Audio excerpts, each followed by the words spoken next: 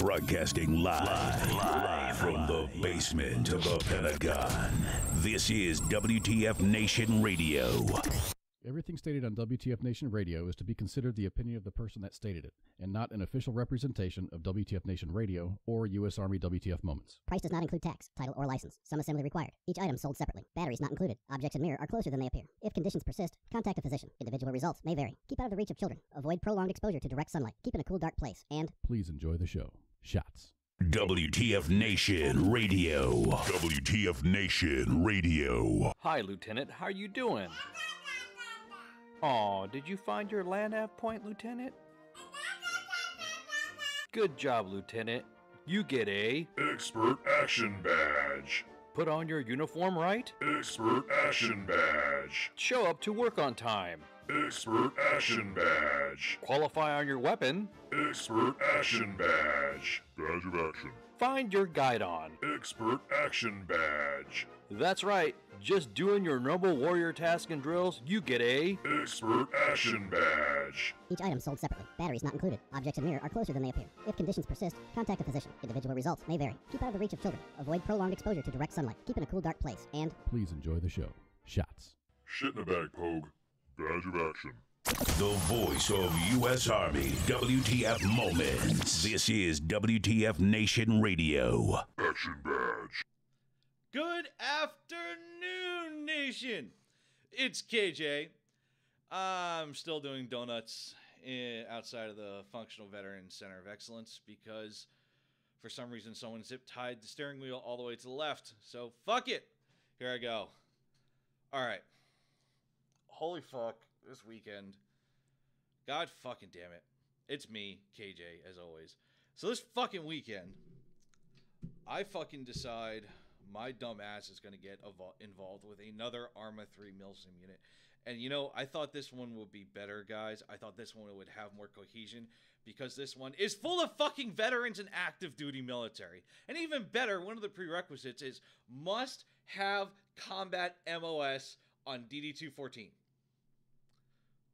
Okay. Not a problem. I'll play with infantrymen and Cav Scouts and corpsmen and shit like that. Not a fucking problem. Oh my fucking god. The fuckery was immense. Not even like 10 minutes in, we ran over like 13 IEDs. We fucking like shot 40 civilians. We're sitting there playing Arma 3. Just like, you know, this is fine. This is absolutely okay. This is a great training tool that the DoD gave financing to Bohemia Interactive. This is just fantastic. Oh yeah. Oh god. So yeah, that's what's been occupying my time is running around with an explosive detector like it's a fucking selfie stick, screaming at civilians in Arma 3 to get out of my selfie, and then them promptly blowing up on me. Which then leads me to my first fucking topic. You want to know what really grinds my fucking gears? The fact that I was sitting there this morning, I got up at a decent fucking hour. I was in my comatose whiskey and Kahlua. It was such an interesting weekend. I had whiskey and Kahlua in my coffee. And of course, I'm sipping on my whiskey Kahlua coffee. And I go to Washington Post. We're sorry, you've used up all your articles this month. But if you pay X amount of dollars, you can read more. Okay, not a problem. I'll just go on to New York Times. I know I haven't. We're sorry, you've used up your maximum number of articles this month. But if you pay X amount... Okay, fuck you, New York Times. Let's see what else I got. Let's check the New York... We're sorry. Let's check the... We're sorry. Oh my fucking god. You all report the fucking news. 10 articles a month is not enough for someone to... Ah! You only get 10 articles a month so that you can sit there and read what's going on in current events. Bitch, I don't have fucking TV channels. I can't just fucking turn on CNN. I don't even have fucking CNN on my TV. And you expect me to fucking... I get all my news from the internet and my fucking phone. And you can't even let me fucking read a goddamn article about the fucking tax reform, which is going to directly affect me. You greedy motherfuckers. Ah! Here's my issue. Something as major as the tax reform, which is going through Congress, which if they don't agree upon this week, the government shuts down, which we will get to that. But for fuck's sake, this is a huge, important fucking national item that is on our agenda. And for fuck's sake, I can't read it because, well, you don't subscribe to the Washington Post, so, be sure to pay us $22.95 a month for unlimited article reading. Shit like this should not be put behind these kind of things. This is something so monumentally important to the entire country that here you go, free. This is the news. This is very important. Everyone should know about this. But apparently, look, you don't fucking subscribe to our newspaper for $22.95. There's a reason why I don't just subscribe to your fucking newspaper. I don't fucking read the newspaper.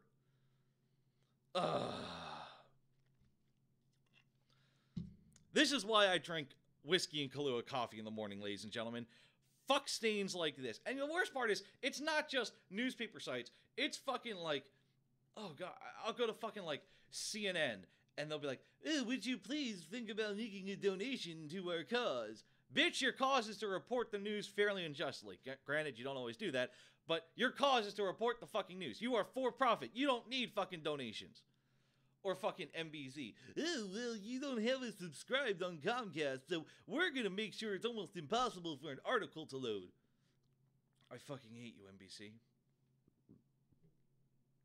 I'm going to fucking move to the middle of fucking Minnesota. No, fuck Minnesota. I hate Minnesota. I'm gonna move to the middle of fucking Montana, in the fucking highlands of Montana, with all my fucking guns, and all my fucking whiskey, and all my fucking Kahlua, and all the coffee that I can buy from Black Rifle Coffee Company, and sit there and just fucking live out my days in a drunken stupor shooting at fucking mountain goats.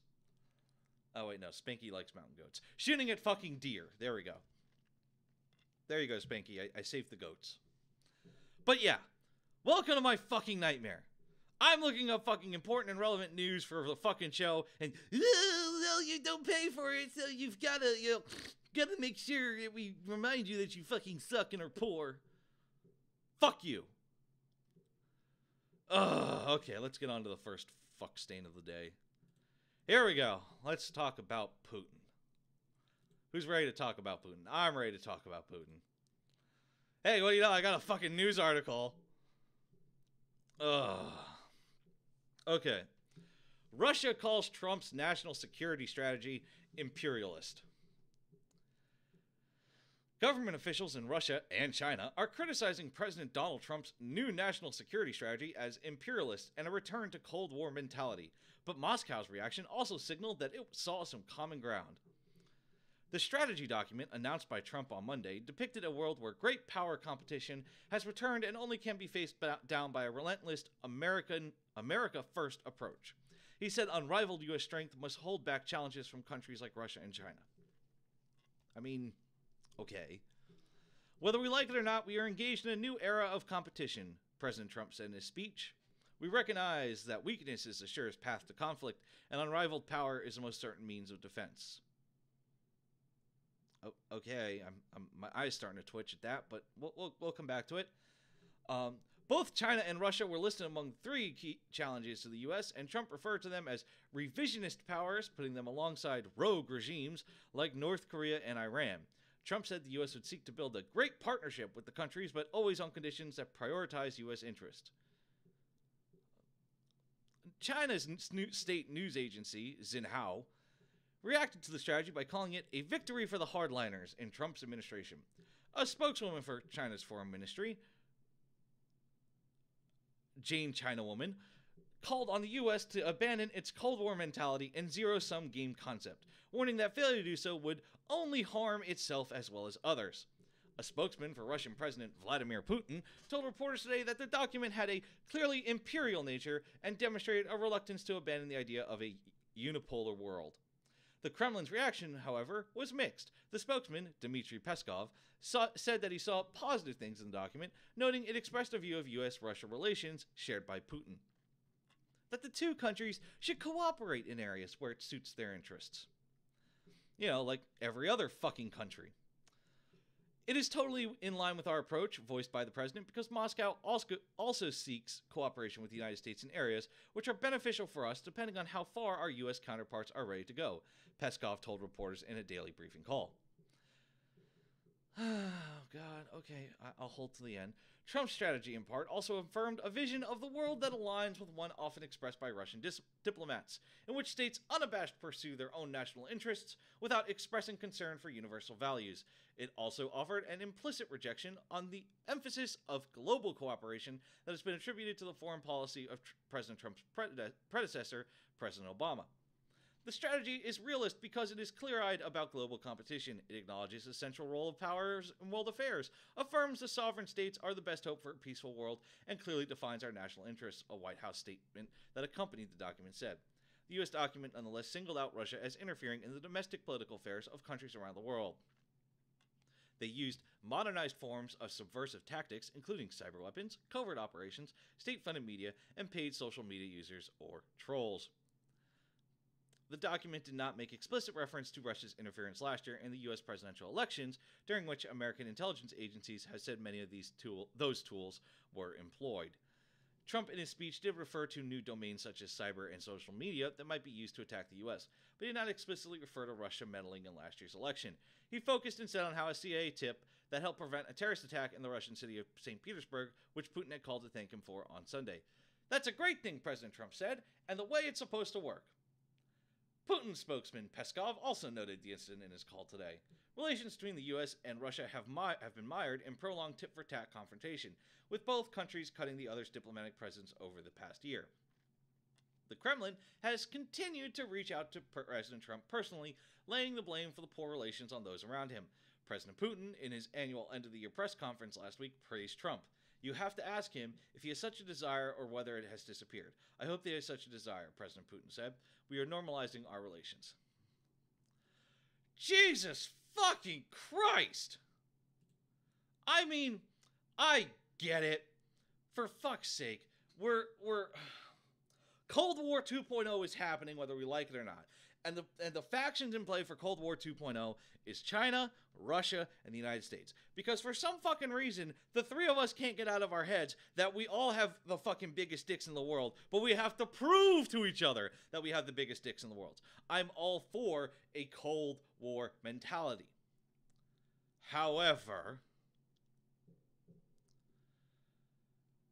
the jackassery of comparing the other two major countries in the world, China and Russia, to rogue regimes like North Korea and Iran, and revisionist powers, is absolutely fundamentally retarded. They are an entirely different part of the world with entirely different cultures, and their politics reflect that. So, of course, they're going to have different views on this. They are also moving towards Cold War 2.0. If you haven't noticed it, China is trying to make friends with the nations around it, which it's doing a pretty damn good job. Russia is not so covertly taking over most of the territory it lost in the 90s when this USSR fell apart. You know, they're kind of doing it, but they're not, but they are. You know, the Spetsnaz in fucking Ukraine, that sort of thing. You know, it's just a...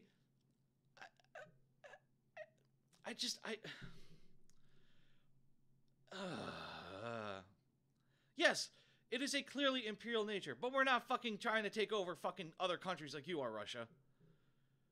Clearly imperial nature. Bitch, you're the ones fucking invading the Ukraine. And China, you're no fucking better because you're trying to fucking pressure South Korea to become like your little cousin. You're trying to pressure South Korea to be like the little cousin you never had because they're hosting the fucking Olympics next year. I mean, Jesus Christ. We are in Cold War 2.0. Make no fucking doubt about it. Cold War 2.0 is being fought behind keyboards and fucking drones. But, for fuck's sake, can we have some goddamn tact? I get it. It's all brand new technology. We're all learning how to use this shit as it comes. But for fuck's sake, can we just call it as it is? Russia doesn't like the U.S. The U.S. doesn't like China. China doesn't like Russia, and vice versa. Can we just call it like it is and just say Cold War 2.0? Listen, I don't trust you, but I'm going to have to end up working with you. And while I'm going to have to work with you, I'm still going to try to subvert your interests, even when they coincide with mine. I mean, for fuck's sake. relations between the U.S. and Russia have been mired in prolonged tit-for-tat confrontation. No fucking shit! It's been that way since World War II. But once again, two fucking different mindsets and cultures. Same thing with China. Y'all are some of the stupidest motherfuckers. These leaders are some of the stupidest motherfuckers I've ever had the mispleasure of having to report on. Ever.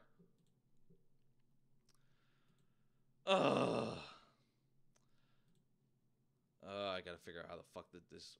Fuck you, fucking goddamn... and of course, my fucking Facebook chat isn't working. Fuck you, Facebook chat. You gonna work now? No. Fuck you, fucking goddamn. Okay. Moving forward. So, of course, there's some stupidity. There's stupidity on both sides of the aisle. And, we know that.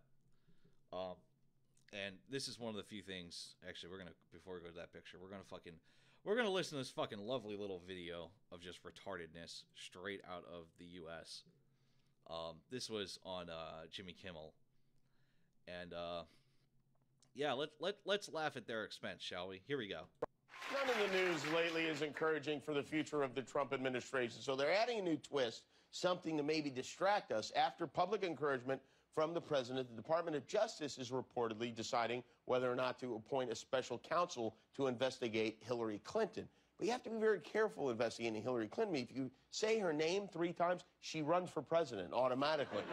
But at this point, Donald Trump would lock Hillary Clinton up for the murder on the Orient Express right now. And his supporters are so very passionate about hating Hillary Clinton, it seems sometimes like maybe they forgot she lost, that she's not the president. He's the president. But we went out on the street this afternoon. We asked people, should Hillary Clinton be impeached? Now, you heard that correct. They went out to ask, should Hillary Clinton be impeached? Let's hear what the fucking responses are.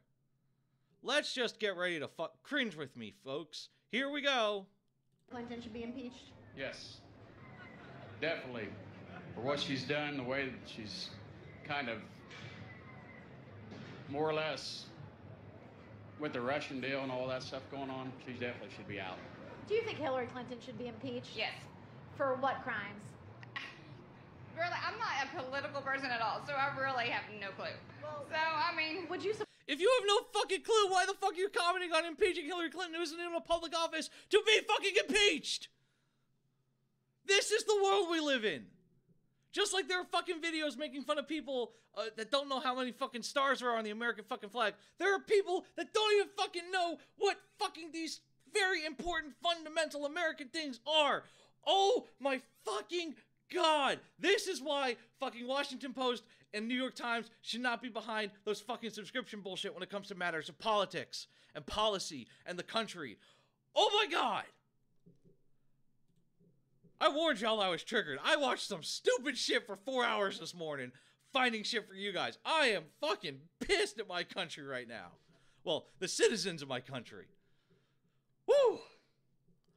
I mean, no, we're gonna continue. Here we go.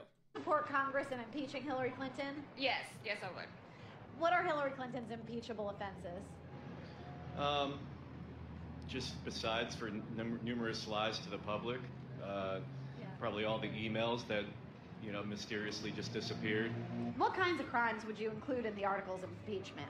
Extortion, treason, if there was a Benedict Arnold law, it'd be her, so yeah, basically. What kinds of crimes would you... I mean, I'm not arguing with what he said, extortion, treason. I get that. That's cool. It's viable. But you fucking idiots. These are the people we fought for their First Amendment rights.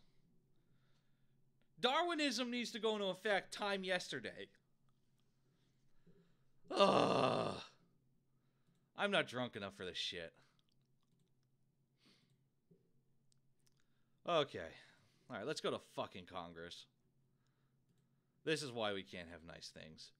Okay, the GOP tax bill vote in House, the Senate on Tuesday. Oh, Jesus. Here we go. All right. For all of you who tuned in last week, if this tax bill does not fucking pass, the government shuts down. So I'm not going to be able to enjoy fucking my national parks in the wintertime like every other insane American. Here's what it says. When it comes to GOP tax plans, oh, by the way, it's from CNN Politics, so it's got a bit of a fucking leftist spin. When it comes to GOP tax plans, Republicans have the votes, period. They have them in the House, which is expected to vote in the early afternoon Tuesday. They have them in the Senate, which votes later this evening. This bill is going to pass both chambers and be on President Donald Trump's desk by Wednesday. No small feat given the extremely fast timeline GOP leaders gave themselves when they unveiled their tax plans last month. Now Republicans are just hours away from collecting their first major legislative win this year, one that not only delivers on a campaign promise to overhaul the U.S. tax system, but also nets another GOP pledge to repeal at least part of the Affordable Care Act and ending the penalty tied to Obamacare's mandate to have health insurance. Thank you fucking God. Please let this pass. Please let this fucking pass. Oh my God, please let this pass. I don't want to get hit for not having health insurance. I don't want my wife to get charged for not having health insurance. But oh my fucking God. Please go through. We don't need a government shutdown. I don't want the IRS freaking out. I don't need the fucking FBI not working or any of that bullshit. Just fucking... Oh. And the worst part is it's not even a good tax plan, but I'll continue. Now Republicans, blah, blah, blah, blah, blah. But the victory is also at least part of a gamble Republicans are making ahead of next year's midterm elections, as the party will vote for the legislation amid tough poll numbers for what it's proposing to do, as well as critical analysis that says the plans will add billions to the national debt and eventually raise taxes on some key groups. But in the end, no bad analysts, no bad polls, no bad headline has dissuaded Republicans from moving forward on the bill. Nothing at this point is going to change that. So here's the policy. The plan, which critics say is heavily weighted to ease the tax burden of businesses rather than the middle class, drops the corporate tax rate down from 35% to 21%, repeals the corporate alternative minimum tax, and nearly doubles the standard deduction for individuals and restructures the way pass-through businesses are taxed. The bill keeps 7 personal income tax brackets and lowers the tax rates for most brackets, including dropping the top rate to 37% from 39.6%. Okay. Moving over to an article in CNN Money. What this means is that less people will have to itemize their taxes. You don't have to follow whatever the trend is. I fucking hate Just so be much. yourself. Every fucking article has a goddamn video. Let me mute fucking Google before it fucking goes haywire on me. All right, fewer people have to itemize on their taxes, which affects about 30 million households. There are changes for families. You're allowed to claim $4,050 personal exemption for yourself, your spouse, and each of your dependents. The bill doubles the current child tax credit from $1,000 to $2,000 per child under age 17 and allows parents to receive up to $1,400 as a refund if the credit is larger than their federal income tax liability. New home buyers will be able to deduct interest on their first $750,000 of mortgage debt. Currently, they can deduct up to $1 million, so it lowers that a bit. So don't buy that fucking giant house. And while the bill preserves the state and local tax, SALT, deduction for anyone who itemizes, it will cap the amount that may be deducted at $10,000. Today, the deduction is unlimited for your state and local property taxes, plus income or sales tax. Back to the original CNN article. The Joint Committee on Taxation found that all income groups will on average see a tax cut in 2019, though the projections worsen over time. In 2019, all taxpayers will see an 8% tax cut. In total, about 10% of the $1.5 trillion tax cut will go directly into middle households. Those making more than $500,000 will receive approximately 12% of the total tax cut. However, the JCT found that by 2027, taxpayers earning up to $75,000 would receive a tax increase. This would stem from the sunsetting individual rate cuts in the final GOP bill, along with the repeal of the Affordable Care Act's individual mandate. So, note to self: don't make more than $75,000 by 2027.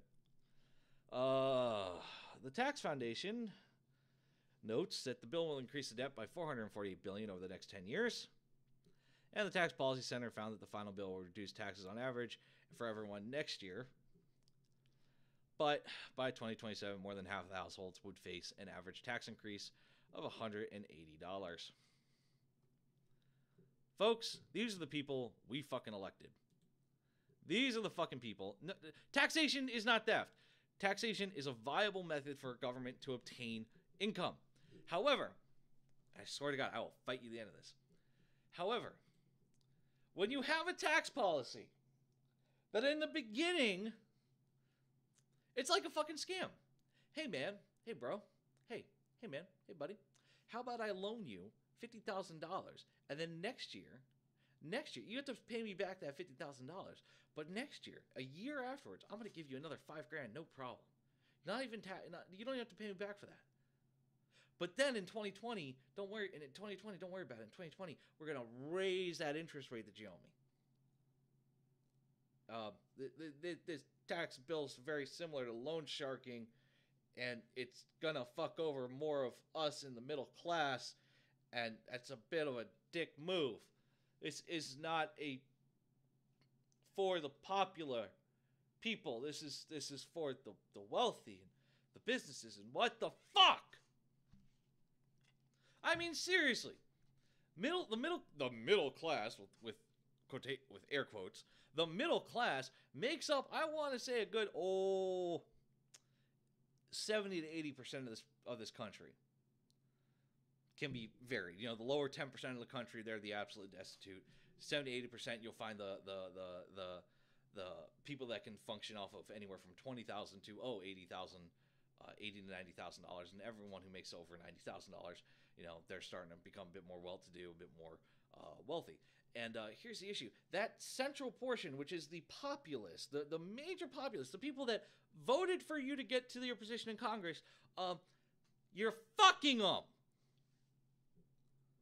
I'm sorry, an 8% tax cut is not oh my god for me.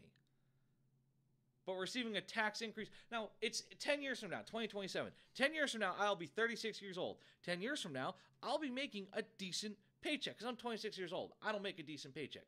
You know, I'm also a full-time fucking student. So I don't make a great fucking paycheck. My household is maybe $50K a year. Maybe. So we live comfortably in my household.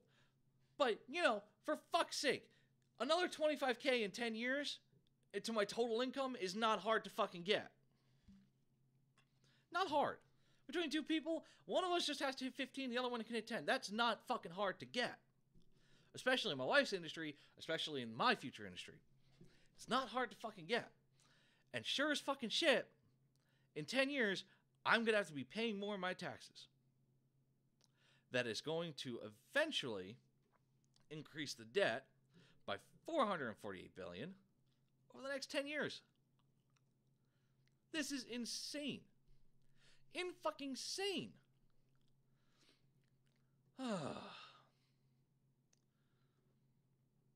Another reason why I fucking drink.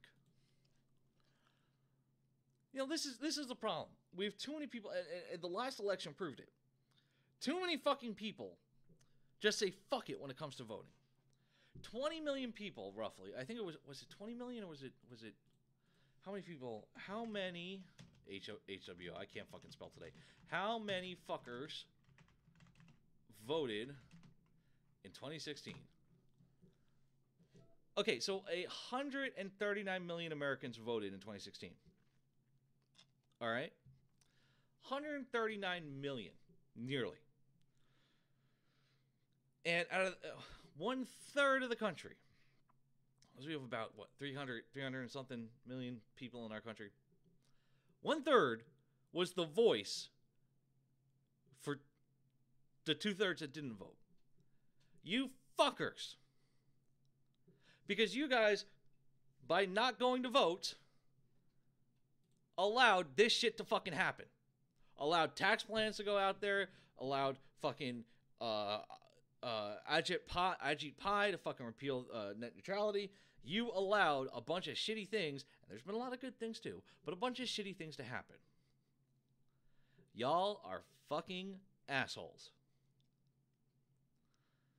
Get out there, do your fucking civic duty, fucking vote. At least write in fucking Mickey Mouse, for Christ's sake. It ain't that fucking hard. Ugh. Okay, in better fucking news. So, we all fucking love Disney. We all know that KJ's a Disney file, and I fucking sit there and I'll sing Moana until my fucking throat goes out, till my fucking voice disappears. Disney unveils the animatronic President Trump for their Hall of Presidents, and it is fucking horrifying. I would highly here I'm gonna post the video in the chats, and it looks nothing like the president in my opinion. It is one of the most terrifying things I've ever seen. When it comes to our president, and it looks like the artist like, how can I make this look as fucking weird as possible? I know, I'll make him look as human as possible for an animatronic, and it just looks fucking weird. He looks like John Voight. He looks like fucking John Voight, which coincidentally would probably make a pretty good fucking role for Donald Trump in any future movies that have him as a president. It's the closest fucking thing to him anyway. Lo and behold, I will be avoiding the Hall of President my next Disney trip. That's a little, ugh. Used to be one of my favorite things. I know I'm fucking boring. But used to be one of my favorite things in fucking Disney is going to the Hall of Presidents and, popping a dip and just relaxing for a couple minutes while I get out of the fucking heat. But, now President Trump is in there, and it looks like John Voight, and it's just, ugh. Okay. Let's move forward. Moving forward, that's what KJ does. Ugh. All right, North Korea. North Korea tensions. South Korea urges the U.S. to delay military drills ahead of the Olympics. Seoul, South Korea. South Korea is pushing the U.S. to postpone joint military exercises until after the Winter Olympics as an olive branch to North Korea, a move the administration is considering, the South's president told NBC News on Tuesday. President Moon Jae-in said that in an exclusive sit-down interview that drills could be pushed back if Pyongyang also shows willingness to pause its nuclear missile tests before the games in February. Because that's what brings fucking world peace. Nothing like fucking pole vaulting and throwing javelins. Oh wait, that's the Summer Olympics. Nothing like fucking bobsleds and fucking ice hockey. That's what fucking brings world peace. If North Korea stops its provocations leading up to the Pyeongchang Olympics, it will greatly help in holding a safe Olympics. Also, it will help in creating conducive atmosphere toward inter-Korean as well as U.S.-North Korean dialogue. The 2018 Winter Olympics will take place in Pyeongchang, 110 miles east of Seoul, between February 9th and February 15th, followed by the Paralympics from March 8th to March 18th. It is possible for South Korea and the U.S. to review the possibility of postponing the drill, Moon said. I have made such suggestions to the U.S., and the U.S. is currently reviewing. In other words, General Mattis is sitting there going, how can I turn this into an advantage? It all depends on how North Korea behaves, he's added. The U.S. and South Korea also hold frequent military exercises to test their readiness should a conflict break out with North Korea. The biggest exercises are held each spring, known as Key Resolve and Foal Eagle. Who the fuck makes up the names of these things? Foal Eagle. Isn't a fucking foal a baby horse? Am I wrong in my vocabulary here? But isn't a foal a baby fucking horse? And how the fuck does a baby horse relate to a goddamn eagle? Maybe it's because people in Korea eat horses. I don't fucking know. I wasn't ever fucking there. Not my monkeys yet. Anyway, known as Key Resolve and Foal Eagle, involving about 17,000 U.S. troops and more than 300,000 South Koreans.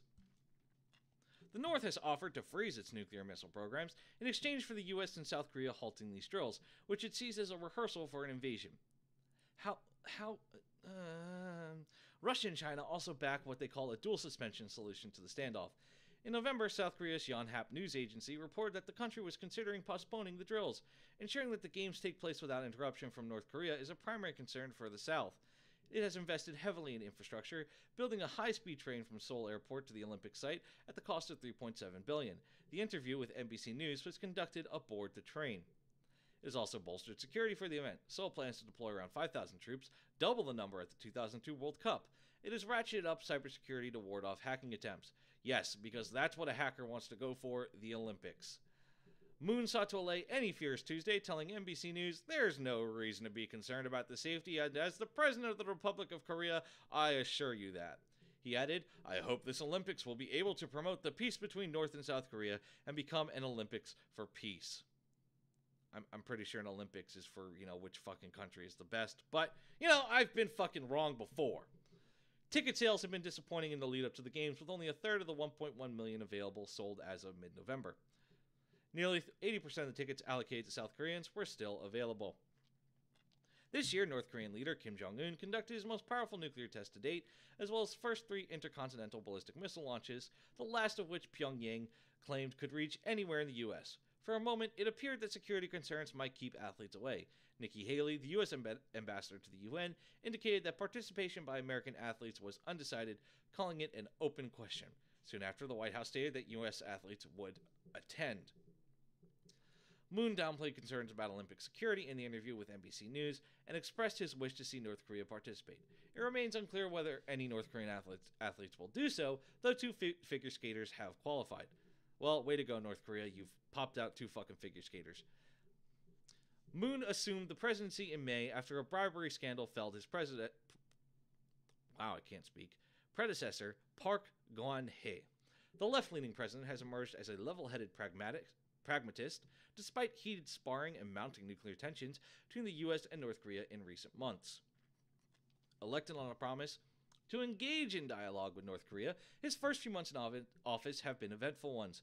He quickly found himself at odds with the Trump administration's more hawkish approach towards North Korea. He has also faced trade-related criticism from President Trump, who complains bitterly of the U.S. trade deficit with South Korea. Trump has responded to North Korea's missile and nuclear tests by threatening to rain fire and fury and to totally destroy the country. Moon has taken a different tack, ruling out any offensive military action as unthinkable, an approach Trump called appeasement on Twitter. Though President Trump has disparaged negotiations with the North as wasting time, he seems to put more faith in dialogue after a November visit to South Korea. Kim would do best to come to the table and to make a deal, he said. Relations warmed between Moon and President Trump after that visit. Okay, you're a fucking cunt. I really... Moon downplayed concerns about Olympic security. Bitch, this is the biggest athletic event. One of 2 of the biggest athletic events for the world. Hundreds of countries send their best athletes to compete in the Olympics. You have some of the strongest, fastest, agile. You have these athletes that have spent years and decades preparing themselves to be the best at what they do in their given sport. They are subject matter experts. And you're going to downplay concerns about Olympic security with a hostile fucking nation to your north. With a nation you have not signed an official peace treaty with or an end of the war. You are still at fucking war with North Korea. And you guys... We're going to downplay concerns about Olympic security. It's not that big of a deal. Don't you worry about it. Hey, but look at this fancy train we built for $3.7 billion. Look at it. Let's do an interview on the train. Don't worry about what could happen if North Korea says, fuck it. 110 goddamn miles. Fucking, where is this fucking city? 110 miles from the fuck... where is it? I don't want to fucking give you wrong info. 110 miles east of Seoul. 110 miles east of Seoul. Let's fucking pull up Google Maps, shall we? Pyeongchang. Let's see where the fuck this is on Google Maps. Let's just fucking get an idea here. Pyeongchang. It's a good distance away from the fucking border. It's not that bad. It's not like no artillery could actually fucking hit that. How far is it? Pyeongchang. Let's get some directions from Pyeongchang. Let's switch that around. Pyeongchang to the DMZ. Let's see that. Let's see where that is. Okay. There. Cheerwon. There, we'll use that fucking place. C-H-E... Fuck you, computer. You don't want to fucking type my C's? Cheerwon, South Korea. There we go. Let's see. That's the farthest straight line. Oh, what do you know? No, I don't want fucking train. Can you not give it to me in fucking Korean? That'd be fucking nice. That's really fucking helpful. Oh, it's 4 hours and 20 minutes, so I can only assume that's about, what, 300 miles? Yeah, that's close enough to launch some fucking rockets. That's close enough to do some fucking damage. That's close enough to create a fucking nightmare with a country you're actively at war with. But, once again, don't worry, look at the fucking train. Way to fucking go, you fucking cunt. You are the president of a goddamn nation that is actively at war with another nation. Granted, there's been no fucking actual war that's happened in the past 60 years, 70 years.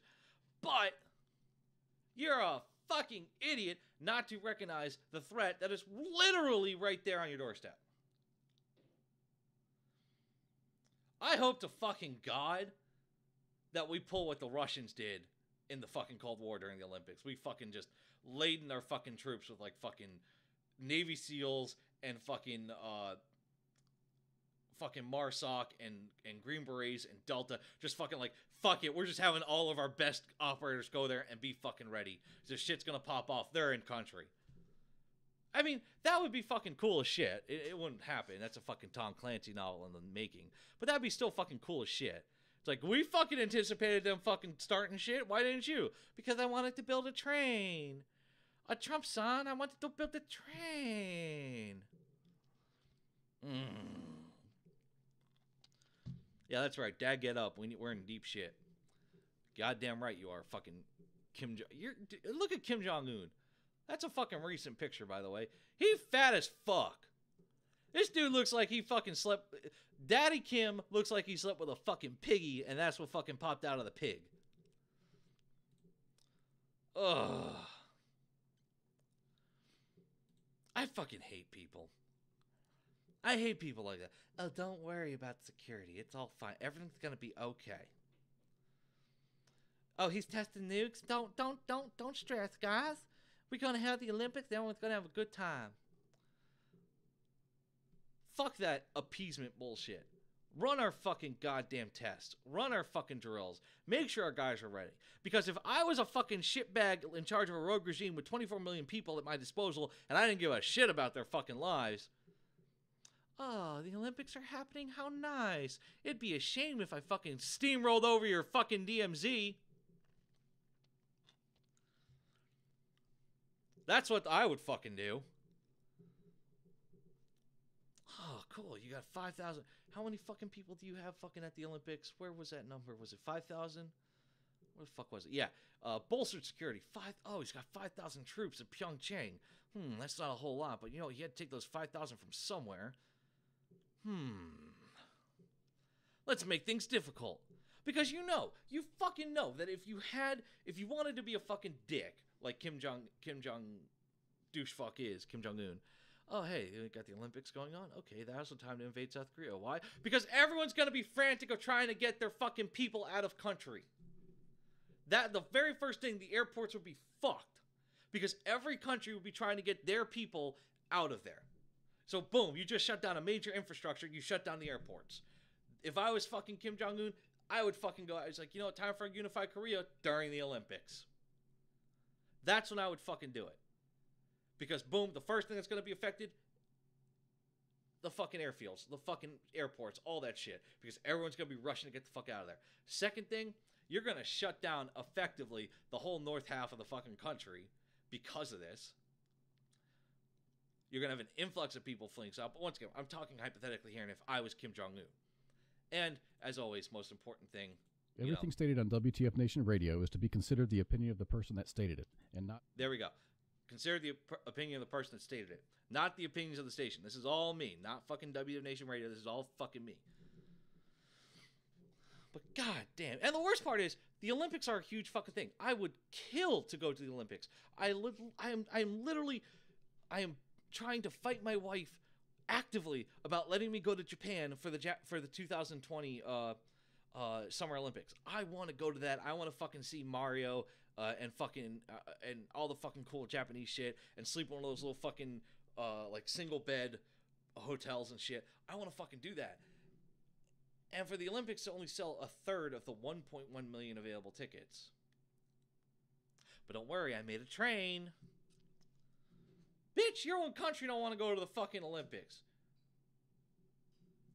80% of the tickets allocated to South Korea are still available. Bitch, your country's more occupied with what's going on in their country. And one of them things going on in your country is your fucking asshole neighbors to the north.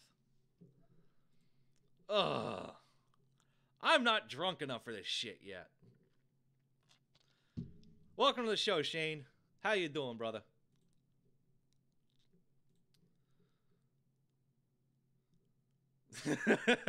Yes. We will play PUBG later, Mayhem. We will play PUBG later. And also, by the way, Mayhem, I built that fire that you're standing next to. And then I fucked your mother. But anyway, yeah, fuck North Korea. Fuck that shit. We're moving forward. Okay, back to my home state. As y'all know, KJ lives in Tennessee, but KJ decided before he joined in the mighty army, he lived in Florida. And Florida is where I really consider home, because Florida's fucking awesome. But then again, fucking Florida has sandhill tree storks, and those things are fucking demons. Anyway, Florida, my old county too, Pinellas County. So this is a fucking win. For those of you who don't understand Floridians, we love it when shit goes on in our state, and we fucking keep tallies of when shit happens in the county we live in. So fuck yeah, way to go, Pinellas County. You just get fucking like 20 points for this one. Florida attorney accused of using county jail to film porn videos. A Florida lawyer is accused of having sexual relations with female inmates inside a private room at a county jail. And it gets better. Oh, fuck you, Google. Doesn't want to fucking work for me. Inside a private room at county jail and soliciting sex from another inmate, saying he was filming the acts for a pornographic video called Girls in Jail. Andrew B. Spark, a Tampa attorney, was arrested Sunday on a felony charge of introduction or possession of contraband in a county detention facility and misdemeanor charges of solicitation for prostitution and exposure of sexual organs, according to arrest reports. He was booked into the Pinellas County Jail in Clearwater, where deputies said the alleged incidents took place. So, not fucking only did he go in there and start boinking inmates, female inmates, but this motherfucker's like, don't worry, I'm filming this for porn. Don't stress it. It's for porn purposes. Neither woman faces charges, by the way. It is illegal for them to be fucking in prison, but they're not facing charges. The Florida lawyer Spark posted the $5,300 bail. He could not be reached for comment Monday. Pinellas County Sheriff Bob Gualtieri, great fucking sheriff, said Spark lied about representing the women to gain access to the private room, which does not have recording equipment and only has a small window in the door, the Times reported. He duped the system because he came in there representing himself as a lawyer, Gualtieri said at a news conference Monday. There's something that is sacrosanct about the lawyer-client relationship, and that's why we give great consideration and, frankly, deference to it. Gualtieri said Spark met the first woman, 28, when he paid her for sex after finding her ads online before she went to jail. The sheriff said Spark met the second woman, 25, at a porn convention in Tampa. There's only one porn convention in Tampa, and it's all about beady fucking SM. So, hell yeah, Spark, you a freak. Investigators say Spark allegedly had sex with a 28-year-old at least 6 times between June and December. Spark would allegedly use an iPad to film the woman in the private room, Gualtieri said, and would stand in front of the door blocking the window while she performed a sex act. Spark then allegedly deposited $30 to $40 in the woman's commissary account after each encounter, Gualtieri said. It was really ridiculously nominal amounts, but when you're in jail, those ridiculously nominal amounts add up. 6 times, we'll say $35. My math ain't that good, so let's do 6 times 35. That is a whopping $210. That's a lot of pack of cigarettes you can get in prison, if cigarettes were allowed in prison, but, you know. Acting on a tip, investigators wired the attorney-client room for sound, the Times reported. When Spark allegedly exposed himself, investigators arrested him, Gualtieri said. Gualtieri said Spark refused to speak with detectives. He wouldn't talk. He said he wanted a lawyer. You fucking think? The dude's a fucking lawyer. He knows his Miranda rights. Holy shit. First of all, this guy is a fucking cunt. He is winning above and beyond fucking douche nuts from South Korea. This guy and Kim Jong-un, and this guy wins my Cunt of the Week award. If y'all don't realize already, I take law pretty fucking... Law is almost a religion to me. And this motherfucker... In one hand, he's like, you know what? I haven't gotten laid. And he looks like a dopey motherfucker. In one hand, he's sitting there going, I haven't gotten laid in a long fucking time.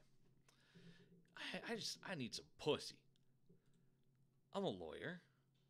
There's chicks in prison. Hey, I'm here to talk to my client.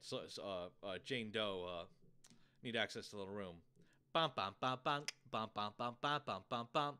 30 minutes later, they're fucking done. She's wiping the cum off her clothes, and he's just looking all fucking happy as me. Hey, don't stress it. Hey, by the way, where do I deposit money into her commissary account? Okay, cool. You think any guard is... every fucking time he's here for like 30 to 35 minutes, no more than 35 minutes, and every fucking time he's always depositing money immediately after in the commissary account. You think a fucking guard would have noticed that? You think. But then again... Common fucking sense is a superpower. I need to make a soundbite for that. I have to say, though, the fucking... And here's even the better part. The jail in Pinellas County, it's right off of fucking... I believe it's right off of... It's not off of Alderman. I think it's off of West Bay Drive. And it's not a fucking... It's not huge. It's a decent-sized jail, but it's not huge. And,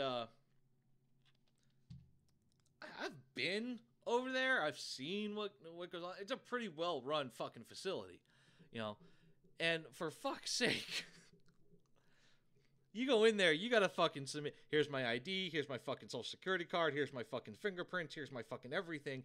Don't worry, I ain't gonna do anything stupid in your fucking prison. It's a pretty fucking well-to-do thing. But this guy exploiting the client, the attorney-client privilege, that is fucking just disgusting. I hope to God you get in front of a judge that you have a really good relationship and friendship with, and this judge just sits there, doesn't fucking announce you have a friendship, doesn't let anyone know that there's personal interest invested in this, and this judge just fucking ruins your life. Then again, of course, then you have a court of appeals and blah, blah, blah. He'd get all scotch-free. But still, it'd be pretty fucking funny if, like, a friend of yours who was the judge, a sitting judge, sits there and goes, you were a fucking idiot. So congratulations, Florida lawyer Andrew B. Spark. You are my Cunt of the Week. I hope you wear that honor proudly as you wear that orange jumpsuit in your mugshot, you fucking idiot.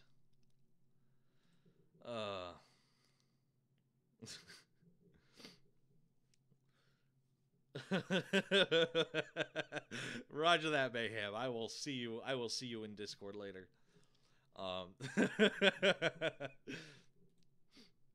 If you got, I'm gonna do a what's up, Charlie? What's going down? Hey, Boundless Imp, I see y'all in the Mixer chat.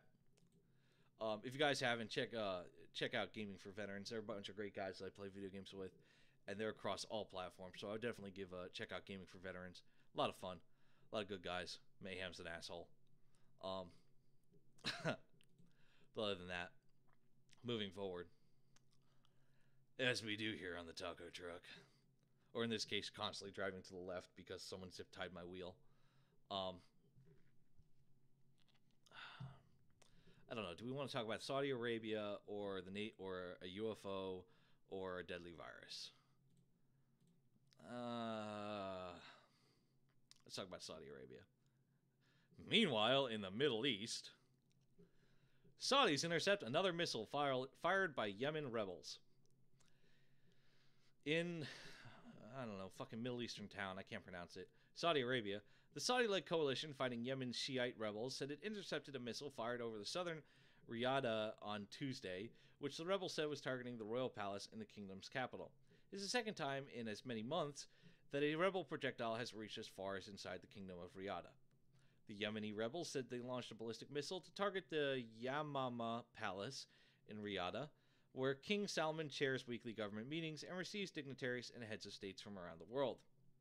Nikki Haley, the U.S. ambassador to the United Nations, last week introduced what she said was irrefutable evidence that Iran had violated UN rules by providing the Houthi rebels with arms.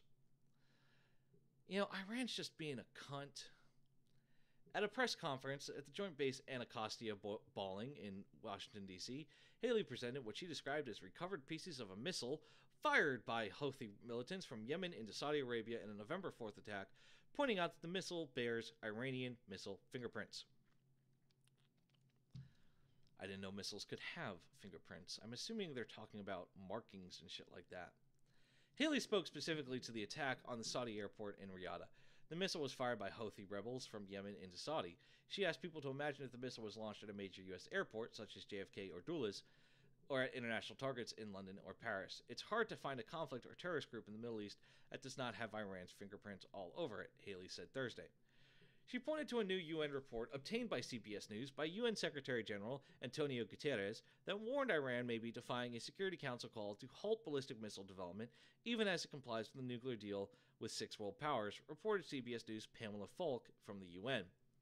Saudi Arabia has the U.S. made Patriot surface-to-air anti-missile system, which President Donald Trump credited for bringing the November 4th missile down.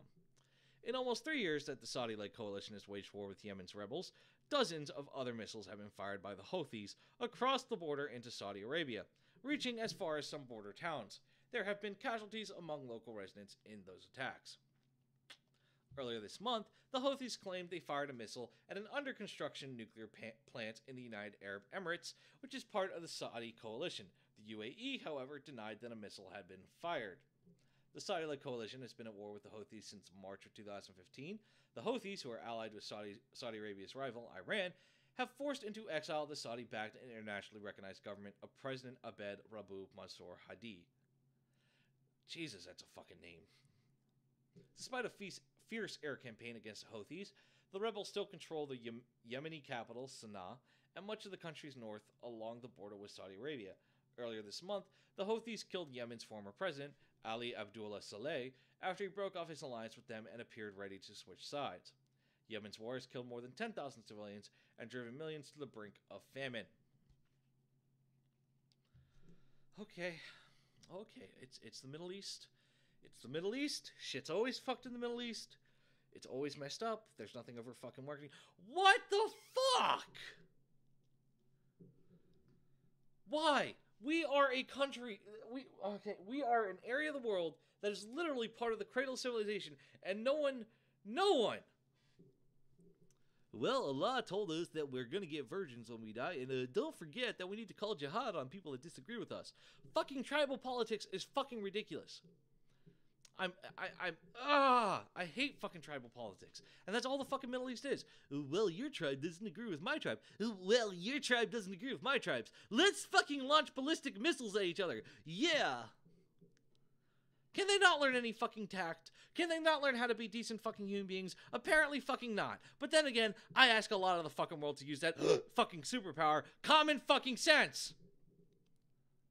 And of course, Iran. Anything fucking goes down in the Middle East, of course, Iran's there. They're like the fucking guy behind the mask in every Scooby-Doo episode. It's the same fucking dude. He's just wearing another mask showing it's I swear to God. I'm gonna rabbit trail real quick.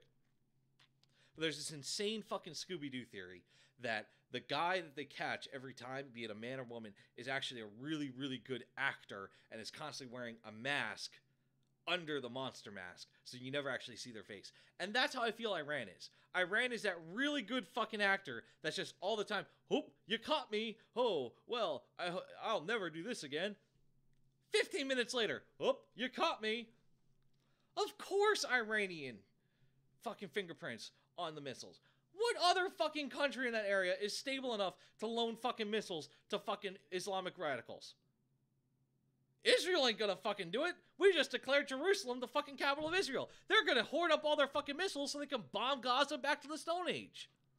Or get ready for the 7 Days War Part 2. The 14 Days War, coming soon to a Middle East near you. I mean, for fuck's sake, Iran. You're just as bad as North Korea. Oh, what's going on in Israel? Oh, a terrorist attack. Oh, who did it? Hezbollah. Isn't Hezbollah owned by Iran? Yeah. Oh, hey, what's going on in fucking Syria? Oh, ISIS. Oh, what's going on with ISIS? Oh, they're doing things. Where are they getting all these weapons from? I don't know. Hezbollah. Isn't Hezbollah owned by Iran? Yeah, I think so. Hey, what's Hamas doing here? I don't know. Doesn't Hamas have a base in Iran? Hey, Al-Qaeda, what are you up to? Oh, just hanging out in Iran. I feel like Iran is just like the fucking resort country for fucking all these terrorist organizations and just bad Middle Eastern policy.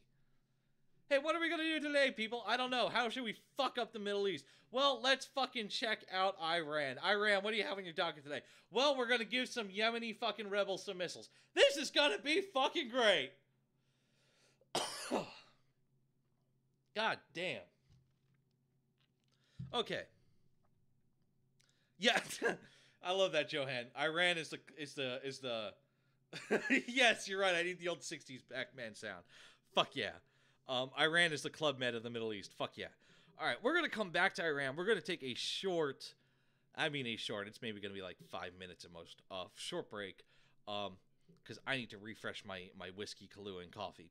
So we're gonna take 5 minutes. We're gonna come right back to my ranting about Iran. And then we're going to continue off the show with, we're going to finish off with a UFO and viruses. And we're going to have some fun. So here we go. Oh, by the way, thanks for the follow, Enabled Rapier. I see you over in the Mixer chat. You're the man. Just stick right here. We'll keep it up and running. We'll be back in about 5 minutes. And yeah, shots. Broadcasting live, WTF Nation Radio.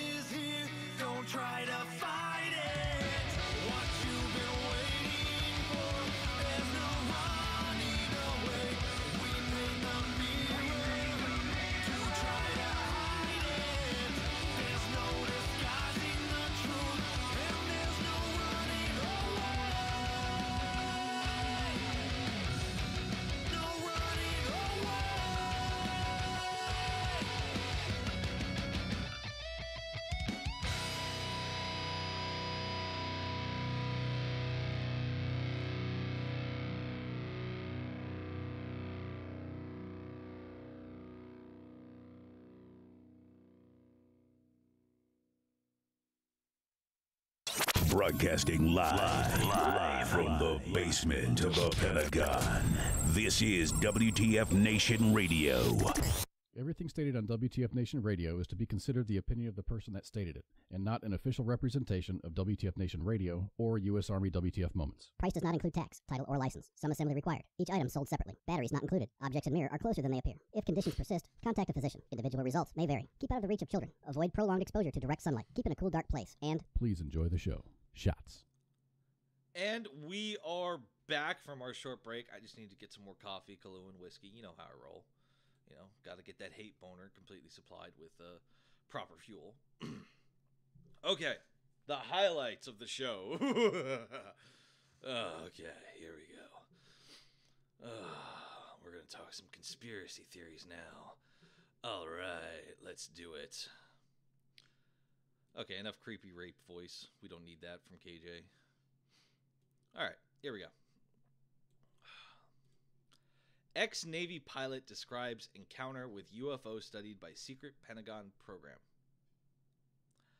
I can't verify if this fucking article is 100% true. What I can verify is this is going to be a hell of a fucking ride. It was written by Eli Rosenberg of the Washington Post. So let's take this article with the grain of salt that is going to be a part of it, and let's read. Here we go. For most of his 18-year career as a U.S. Navy pilot, Commander David Fravor said his mother-in-law used to ask him a question. Had he seen a UFO? For 15 years, the answer was no. But one clear afternoon off the coast of California in 2004, he says that changed. Fravor, the commanding officer of a Navy squadron at the time, said he saw a flying object about the size of his plane that looked like a tic-tac after a break in a routine training mission. The object moved rapidly, and unlike any other thing he had ever seen in the air, he has not forgotten it since. Fravor's story emerged this week after the Pentagon publicly acknowledged for the first time the existence of a recent program dedicated to studying unidentified flying objects.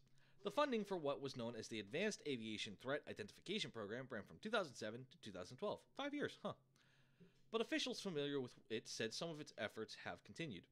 And the news of its existence marks one of the significant disclosures about government research into flying objects, and thus so far unproven possibility of extraterrestrial aircraft, since Project Blue Book, a lengthy Air Force study of thousands of UFOs, was shut down in 1969.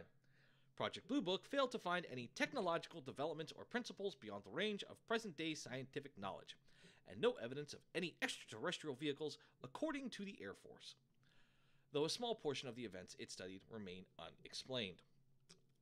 The encounter Fravor described was analyzed by the recent Defense Department program, he said, but its most significant questions, the nature of the object and what it was doing, have also remained unanswered. Fravor said he is certain about one thing. It was a real object, it exists, and I saw it, he said in a phone interview on Monday as he described the sighting on November 14, 2004. Asked what he believes it was 13 years later, he was unequivocal. Something not from this earth, he said.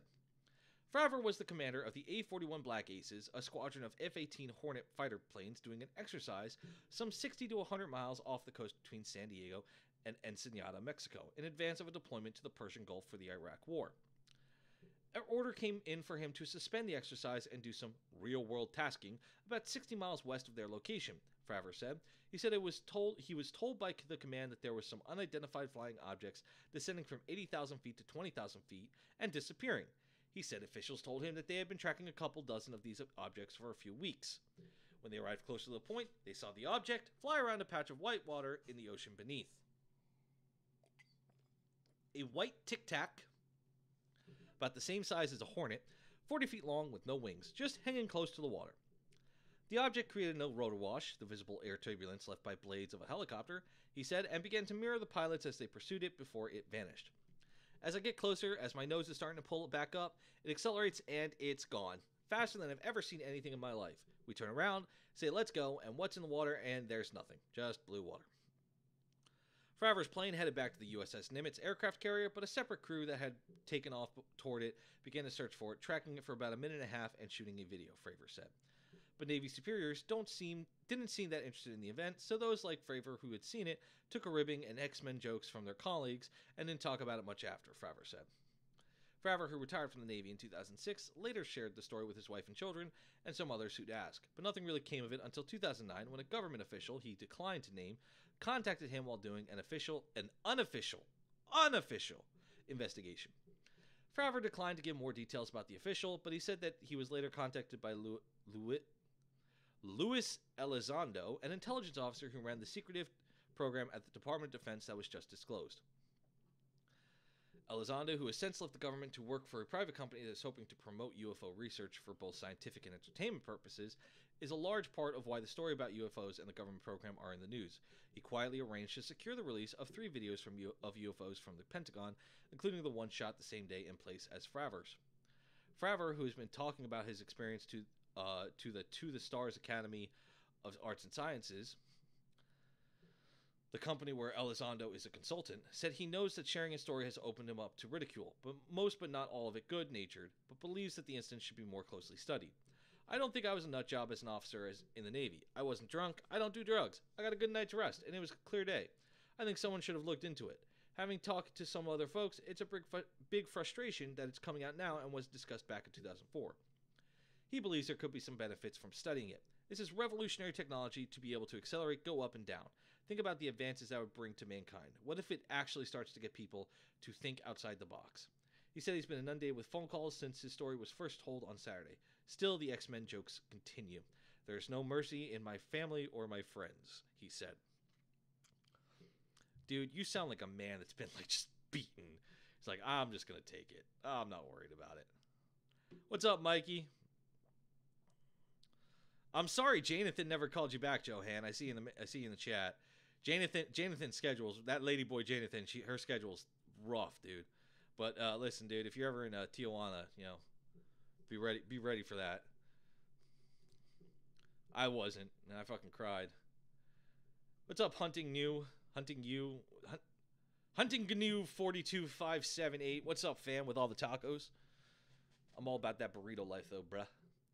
Seriously though, UFOs, hell yeah, I love a good UFO story, but I mean, come on, man. And this Department of Defense program that exists, the Advanced Aviation Threat Identification Program, and then the guy who talked about in an unofficial manner to this naval commander, who all of a sudden goes on to consult for a company that researches it for both scientific and entertainment purposes. I don't know. Seems a little fucking weird. Seems a little fucked up. I mean, that's just me. I don't fucking believe it as far as I can throw it. But it seems pretty cool, and if there is some actual truth to it, if this video does come out, which I do not see it, of the, oh shit, hold on. Oh, it's a commercial for Sonic. That's fucking fantastic. Official United States government footage brought to you exclusively by the To the Stars Academy of Arts and Science. Yes. Let's fucking see if the UFOs are there. Are they? Is it there? Oh shit. Oh shit. Oh shit. What is that? That is not a normal fucking. The fuck? The fuck? Hold on, let's fucking get the fucking video up. I don't think I'll be able to get the fucking video up, but I think I'll be able to get the audio going. Hold on. Let's get that audio up.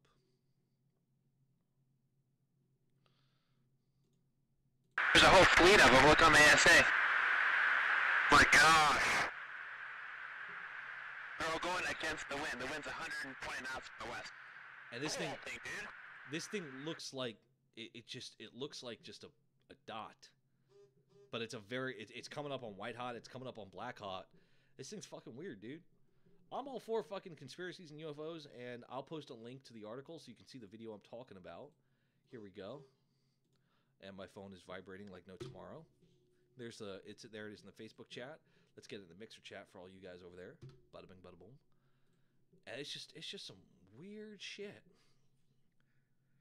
Oh man, it's white hot, black hot. It comes up on both. That's some cool shit. And it's just constantly, you can see the whole the camera's moving, fucking all that shit. and it looks official, but I don't know anything about aircraft and their cameras on there, so I don't fucking know. Oh shit, it rotated like 90 degrees. Holy fuck. I don't fucking know. Not my fucking monkeys. All right. Oh god, here it comes. All right, who's ready to hear KJ get fucking triggered? I'm ready, KJ. I'm ready to get triggered. Who's ready to hear me get triggered? All right, we're gonna close the fucking UFO article. All right. Hope it's not the Ebola, because the NIH lifts the ban on research that could make deadly viruses even worse. From National Public Radio, NPR. Scientists could soon resume controversial experiments on germs with the potential to cause pandemics, as government officials have decided to finally lift an unusual 3-year moratorium on federal funding for the work. The research involves 3 viruses, influenza, SARS, and MERS, that could kill millions if they mutated in a way that let the germs spread quickly between people.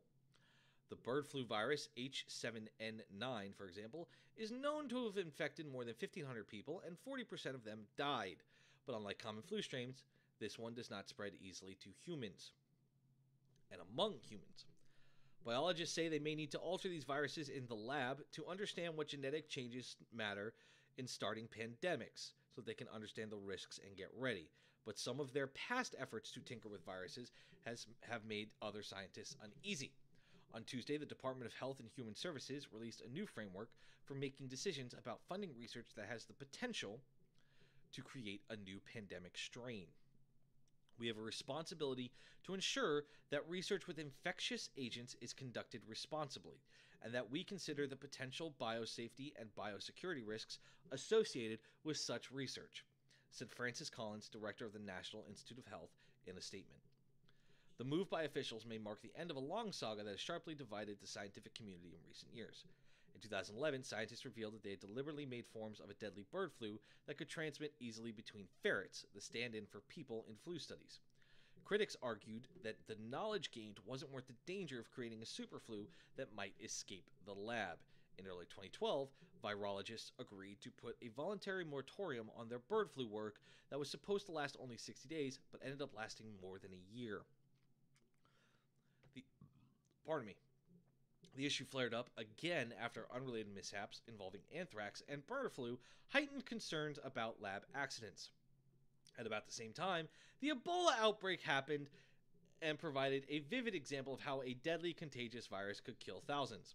In October 2014, the White House announced a mandatory funding pause for any research that can make influenza, SARS, or MERS more deadly or more transmissible. Officials embarked on an effort to come up with a regulatory process that would weigh the risks and the benefits of experiments, with input from the National Science Advisory Board for Biosecurity, NSABB, and the National Academies of Sciences, Engineering, and Medicine, NASEM.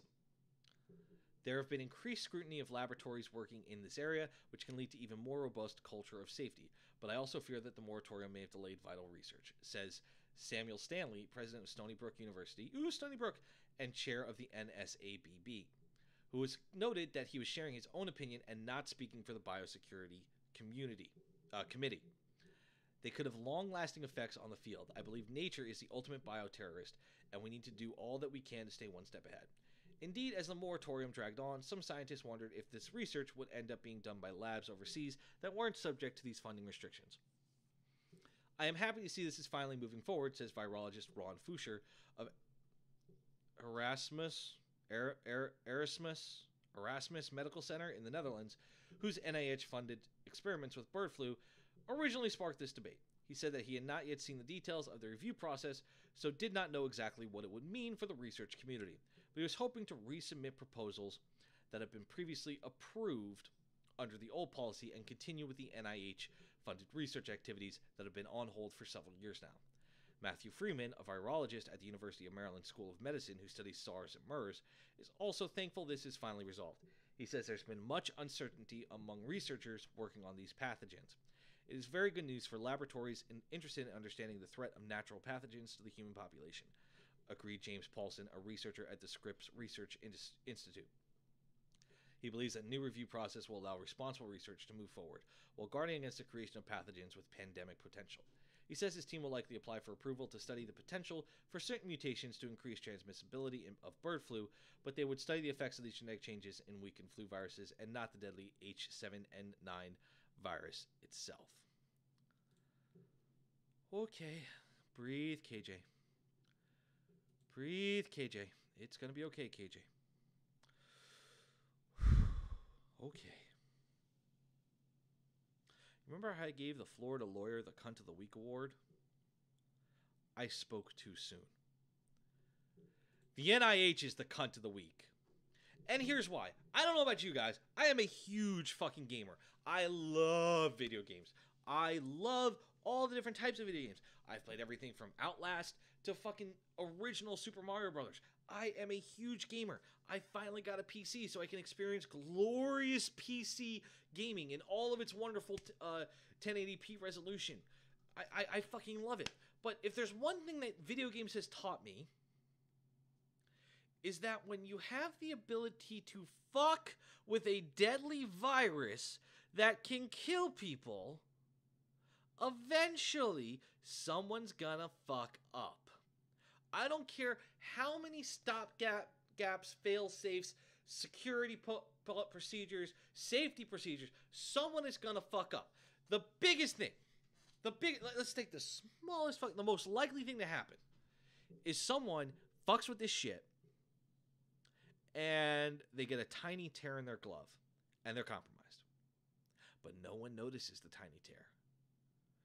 Like the worst case scenario in this is it's like that webbing right in between your fingers, and it's just literally right. It's not directly in between the fingers, but it's just off to the side of one, which is always compressed, and you don't actually see that very often, and someone may miss it, and that's okay, great. Okay, let's fuck around with SARS. Let's fuck around with MERS. Let's fuck around with the flu. Let's see what the fuck we can. Hey, you know what? Let's make a flu strain that is super duper uber dangerous for everyone. We're gonna make it to where it's instant infectivity, and everyone's just gonna be shitting themselves all the time. Hey, what's that weird thing in the container with the fucking viruses? Oh, don't worry about that. Nothing big. Just make sure you don't touch it or anything. It could cut open your glove. Okay, good to know. 15 minutes later, guy cuts his glove open where he's fucking infected by this fucking disease, and we got fucking zombies walking the fucking streets of Delaware.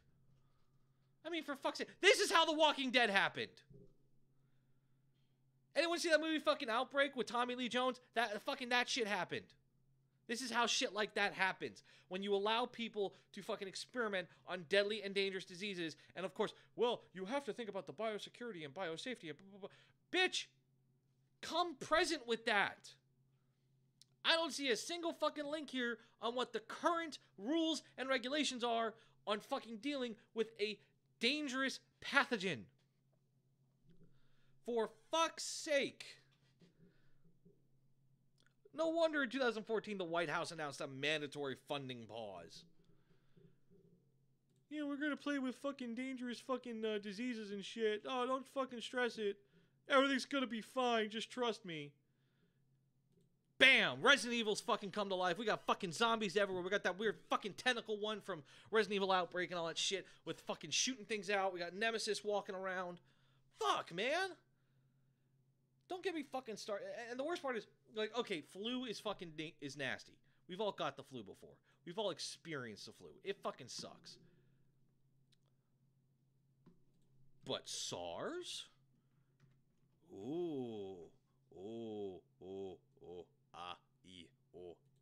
Let's talk about SARS coronavirus.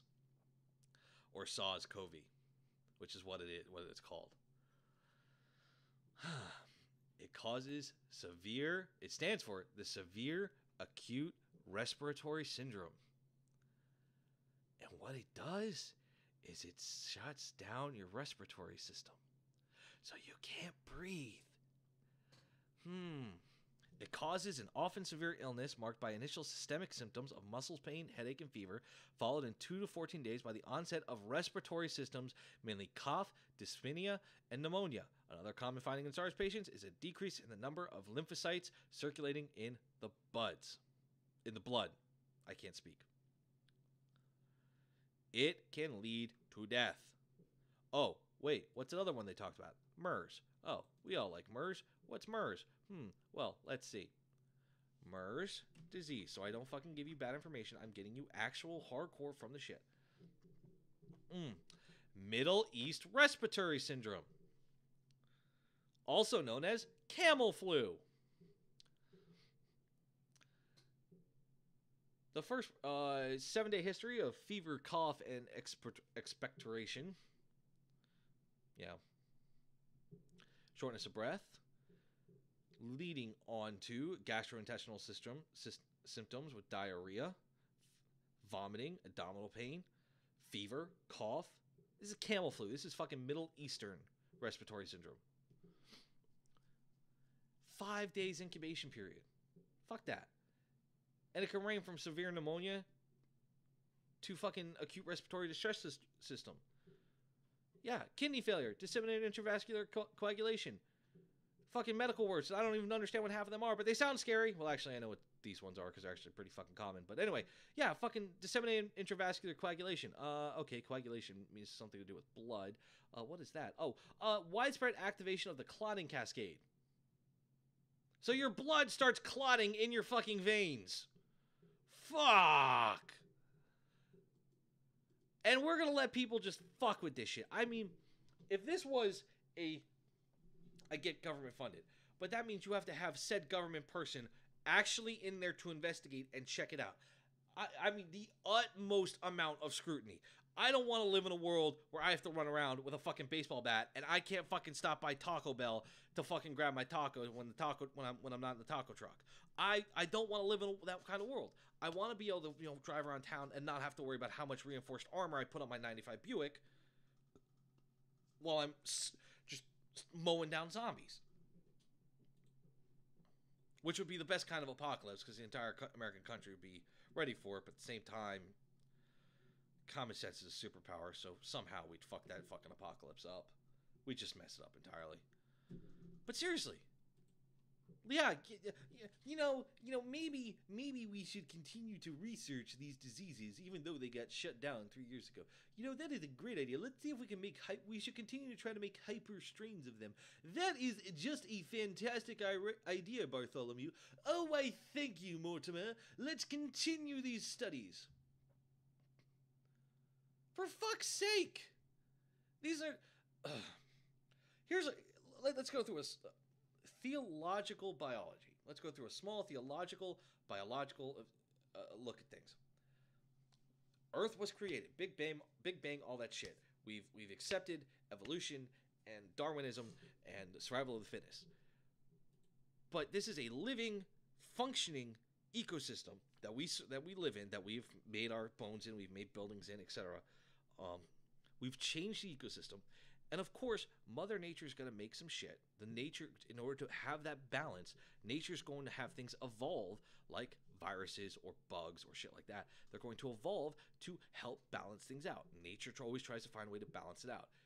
With the way human society is, we make things very unbalanced in our favor, which I like. I like my conveniences.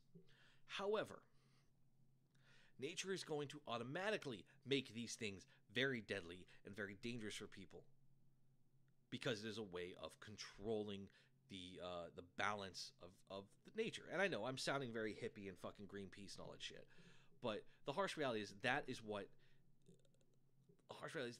the world does. It tries to balance itself out. And I'm not talking about God. I'm talking about just from a purely scientific standpoint. If you look at a controlled ecosystem, it will always find a balance. And that's what evolution also does. It creates an equality, but it forces things to become the best version of itself, and thus balances are constantly moving forward and evolving itself. But when you have humanity, which we have a tendency to make things interesting, is I think will be the correct term for this use. We have a tendency to make things interesting. And we start playing around and fiddling and wanting to play God, which is how I view this with these diseases. Let's play God. What happens, and a great example, I'm going to use a fucking video game, but a great example is Tom Clancy's The Division. A gentleman in there wanted to play God, so he combined influenza, MERS, SARS, Ebola, strains of Ebola, and I forgot the other one. If anyone who plays it, remember what the fifth fucking disease. But he combined these diseases to make a super virus, because it's not that fucking hard. We have genetic manipulation devices. We have genome sequencers where literally the genome is translated into raw data, something that took months and years to process 30, 40 years ago, now literally takes minutes or even seconds. And these research companies want to, you know what, we should definitely make more dangerous versions of influenza. We should study them. Now, at the end, it does say, you know, a team will likely, Scripps Research Institute will likely be approved to study the potential for certain mutations to increase transmissibility in the bird flu, but they would study the effects on the genetic changes in weakened flu viruses and not the deadly H7N9 virus itself. Yeah, I hope you just observe and you don't try to fuck with. No good story. Let me phrase that. Every horror story that involves fucking science in some way involves with when said scientist begins to fuck with blank or begins to observe blank. You know you're in for a fucking bad time. And here we go. Said scientists from the Scripps Research Institute will apply for approval to study the potential for certain mutations to increase transmissibility of bird flu. Fuck. There's going to be a fucking facility that's going to have active strains of bird flu, but granted, weakened flu viruses. But still, active fucking strains. I mean, shit, from a security standpoint, it's fucking insane. Hey, man, what are you doing this weekend? Oh, nothing much. I'm just going to go home. Oh, don't forget to lock up. I won't forget to lock up. Guy forgets to lock up. That's if they don't have redundant security, which they most likely are going to have. But think about it. Oh, hey, you know, this fucking school. Imagine being. All right, fuck it. For the sake of this role play, I am ISIS. For role-playing purposes, I am ISIS. Oh, hey, you know what, Abdul? Let's fucking... How is this the best way to bring down America? Oh, should we fucking bomb another tower? No. Should we assault the White House? No. What should we do? Let's go to Scripps Institute. Let's steal some bird flu. Oh, Abdul, that's a great idea. These guys are going to have to fucking get hardened security. They're going to have to fucking get ready for a potential terrorist attack. They have to do so much more scrutiny against threats that are just be above and beyond just dealing with fucking a transmissible disease or virus. You're going to have to be concerned about physical security just in case a terrorist shows up and decides, you know, I just want to release this into the fucking London Underground. Or, you know, some other fucking cunt decides, you know, I just want to release this on board a plane. I mean, for fuck's sake, people. This is how horror movies and fucking... I don't fucking know. I don't fucking know. That's another soundbite I need. Just me saying I don't know and common sense is a superpower. Because apparently these people... I'm thrilled. Research is happening. Science is progressing. But at the same time, I'm horrified because it's on a fucking deadly virus that can literally kill. You just change one thing. All you have to do is change one enzyme or one protein or something, and boom, everything's changed. It's all done. It's fucking mutating beyond anything we can control. We're all fucking dead. And now KJ can't go to Taco Bell to get his fucking 5-layer burrito. He has to fucking travel halfway across the country to a safe zone that doesn't even have a fucking Taco Bell because we have a zombie apocalypse on our hands. I know, the inner Jew in me's coming out. You're hearing the ultimate doomsayer, and I apologize for that. But, you know, it is still Hanukkah, so, you know. I'm not drunk enough for this shit. All right.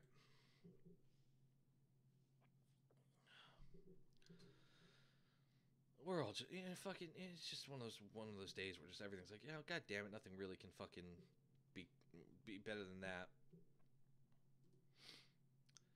Oh wait, hold on. Let's go back to North Korea. I just got a news article, a new article to round us out from viruses. I don't think you want to hear me bitch and moan about the potential security hazards of playing with deadly viruses any longer than I already did.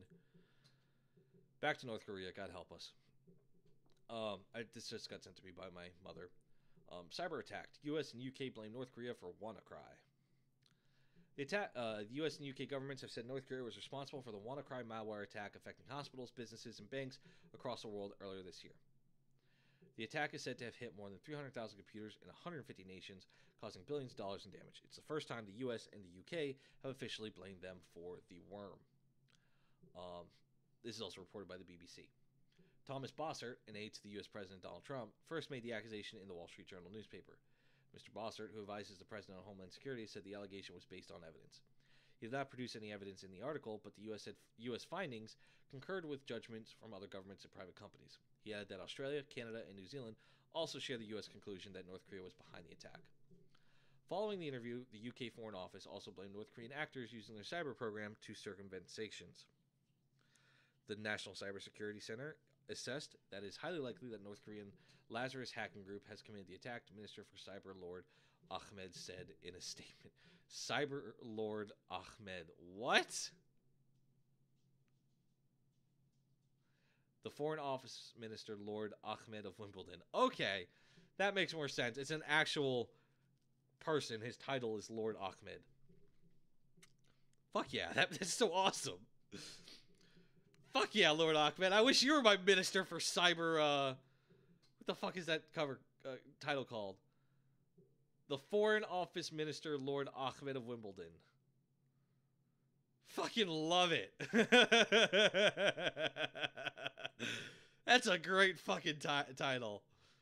Hey, what do you call? You can call me Mr. KJ. Oh, what do you call? Call me First Sergeant so and so. Hey, what are you? I'm General such and such. Hey, what's your title? I am Lord Ahmed, Foreign Office Minister. Fuck yeah, man. That's some hot shit right there. Anyway, in May, Windows computers hit by the cyber attack had their contents locked, with users asked to pay a ransom to have their data restored. EU police body Europol called the scale of the attack unprecedented. 300,000 computers. In a Wall Street Journal piece, Mr. Bossert said North Korea must be held accountable and that the U.S. would continue to use a maximum pressure strategy to hinder the regime's ability to mount cyber attacks. You know, it's just one of those things. Dealing with the fat fuck here. You know, this one. This fucking asshole. You know, this guy does not fucking understand how to play on the world stage. Of course, I've said this before. But for Christ's sake, you authorized and you approved your hackers to hit 300,000 computers in 150 nations. Are you retarded? Yes, you are. We've established that. But why take so long? This literally, you could have announced this back when it happened. You know, when did this happen? Oh god, pardon me. I need more coffee. I think this act happened in May. Yeah, May. May of 2017. So in May, when you had this initially, you could have fucking rock and rolled with it. It's like, yup, it was North Korea. Definitely North Korea. And the whole world would have been, fuck you. We're gonna fuck your shit up. And then, by the time the Olympics rolled around, South Korea would have had a lot more land and a lot more places to use, and it would have been a lot more fun because then, we could have gone actually skiing in what used to be North Korea. But, that's my own personal wants and desires. Oh, yeah, you just want your 5-layer daddy? Roger that, Mikey. Hooah. All right, guys, so we're going to leave the second half of the show open to your calls. Feel free, call the show now. Call the show now at 415-889-8367. Yep, call the show now at 415-889-8367. Give me a call. Let me hear what your thoughts about today. You want to talk about fucking the jackassery in Congress? You want to talk about Putin saying our interests align? You want to talk about Saudi Arabia and fucking war in the Middle East? Fucking taxes, viruses, fucking North Korea being a cunt, whatever. Call the show now. Let's hear your thoughts. Let's hear what you have to say. Call the show now at 415-889-8367. Shazam. All right. I want to hear from you guys. I want to hear what you have to say about the about the stuff we talked about today. I don't know, cringe with me over the stupidity. Oh no. God damn it.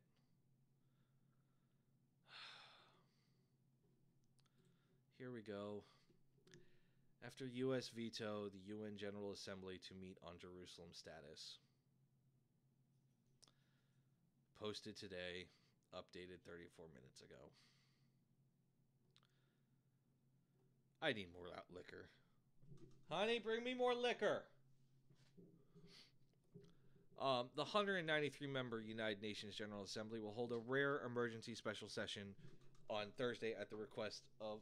Oh, sweet, she actually did bring me liquor. Fuck yeah, you're the best wife. At the request of Arab and Muslim states on U.S. President Donald Trump's decision to recognize Jerusalem as Israel's capital. Palestinian UN envoy Riyad Mansour said the General Assembly would vote the draft resolution calling for President Trump's declaration to be withdrawn, which was vetoed by the United States in the 15-member UN Security Council on Monday. The remaining 14 Security Council members voted in favor of the Egyptian drafted resolution, which did not specifically mention the United States or Trump, but expressed deep regret at recent decisions concerning the status of Jerusalem. Mansour said on Monday he hoped there would be an overwhelming support in the General Assembly for the resolution. Such a vote is non-binding, but carries political weight. Under 1950 resolution, an emergency special session can be called for the General Assembly to consider a matter with a view to make appropriate recommendations to members for collective measures if the Security Council fails to act. Only 10 such sessions have been convened, and the last time the General Assembly met in such a session was in 2009 on occupied East Jerusalem and Palestinian territories. Thursday's meeting will be a resumption of that session. Trump abruptly reversed decades of U.S. policy this month when he recognized Jerusalem as Israel's capital. Okay, you fucking idiots! We talked about this last week. We talked about it when it happened. This decision was made during President Clinton's time. You fucking retarded jackasses. Every single president since then has deferred for national security purposes. Meanwhile, President Trump said, fuck national security purposes, we're fucking doing it live. He said, fuck your shit, I don't give a shit, let's fucking roll. And you know what? I'm glad he fucking did it. I mean, I'm worried about, friends and family, any friends and family in Israel. I'm worried about any friends and family in the Middle East that are being directly affected by the shit because, yeah, it's caused some turmoil. But for fuck's sake, this policy has been around since 1995. This is not decades of fucking U.S. policy. The U.S. policy since 1995 has been defer for national security reasons. So fuck you, rooters. That is some bullshit. Actually, okay, before I actually say that, let me finish reading the article. Trump also plans to move the U.S. Embassy to Jerusalem from Tel Aviv. The draft UN resolution calls upon all countries to refrain from establishing diplomatic missions in Jerusalem. U.S. ambassador said on Monday that the resolution was vetoed in the Security Council in defense of U.S. sovereignty and the U.S. role in the Middle East peace process. She criticized it as an insult to Washington and an embarrassment to council members. Israel considers Jerusalem its eternal and indivisible capital and wants all embassies based there. Palestinians want the capital of an independent Palestinian state to be in the city's eastern sector, which Israel captured in 1967 war and annexed in a move never recognized internationally. Okay, anyway, yes. Policy since 1995 of defer for security reasons, for national security interests. You fucking cucks at Reuter. You all are assholes. Report it actually and factually. Now, correct. 1967, Israel fucking annexed a section of Jerusalem that was Palestine's. Yes, but it was war. Oh, thank you, Mikey.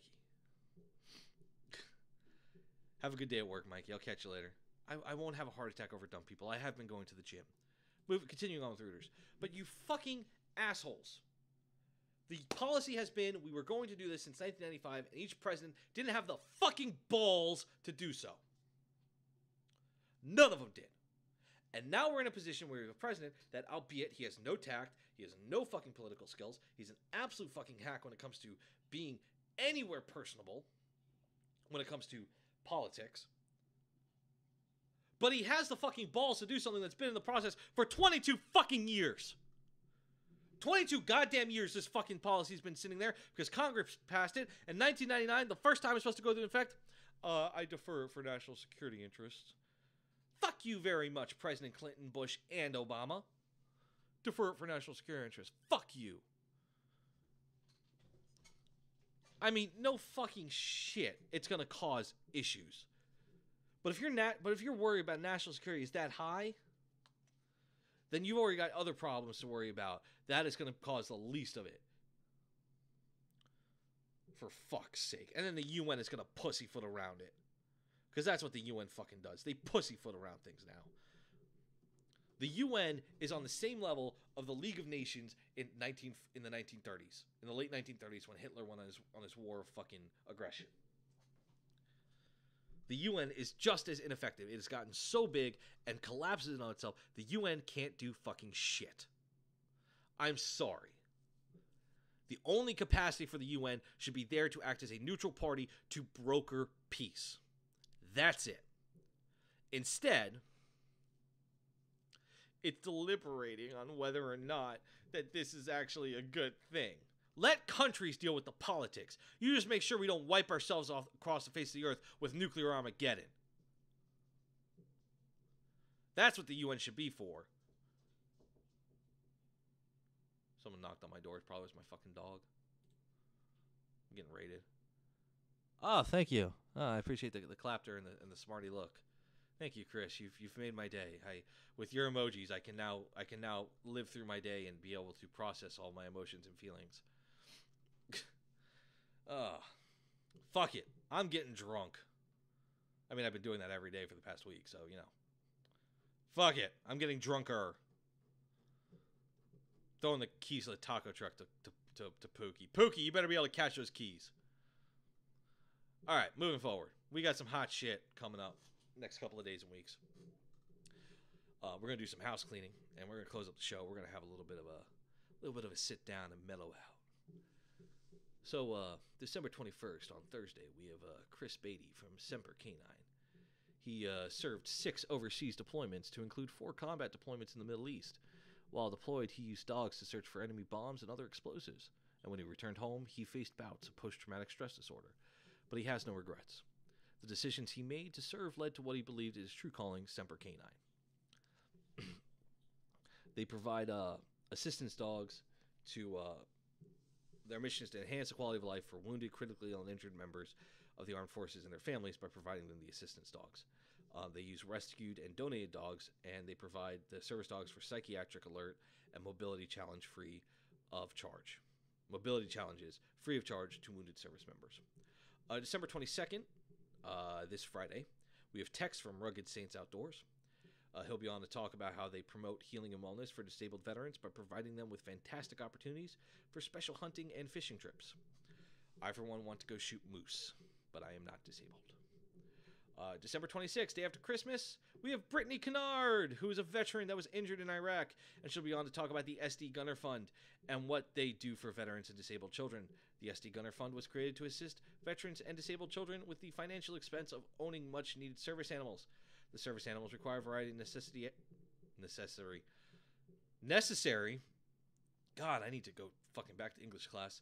Items in order to perform their service. Those items can include, but are not limited to, vests, custom harnesses, other assistance items, veterinary visits, and more.